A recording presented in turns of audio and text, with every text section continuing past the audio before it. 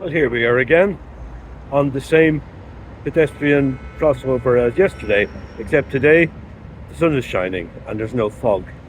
So it looks a little bit more friendly today. There you can see in the background all the skyscrapers, lots of big buildings around here. I've been walking around for the past while, and my opinion of Kuwait has not improved much. It's a sort of human adverse city.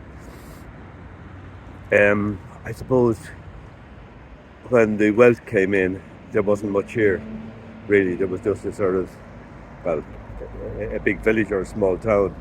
And then the wealth poured in. People bought cars and houses and all that stuff. So the city is really built to accept cars.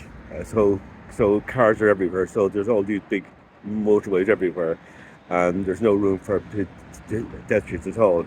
And because of the Kuwaiti health system and the way they work here, is that every Kuwaiti resident, or at least citizen, gets subsidised petrol, free healthcare, free education, subsidised housing, a lot of money from the state, from the oil, of course. And so they have quite a lot of money to spend. So everywhere you look, there's these enormous cars shooting around, these huge SUVs. And apparently I read somewhere that Kuwait has one of the highest percentage of car ownership in the world, per head of population, that is. And you can really see that when you're walking around the city. There's no space anywhere at all. Where they have built some where they have built some pavements, people use them to park. So I can understand that. If a person has a big expensive car and they want to go somewhere and they want to park and they can't find anywhere, and the only available space is a pedestrian footpath, well, let people park there, and there's no laws against it, of course.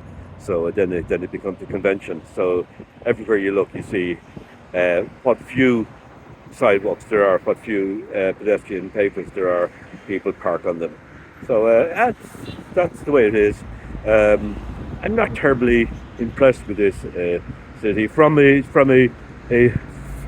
travel point of view. I mean, not from the city itself. No, it's evolving along its own lines and all that. But as a person who's traveling here, there's not really much to see. It's all new, and a lot of the history is pretty recent history.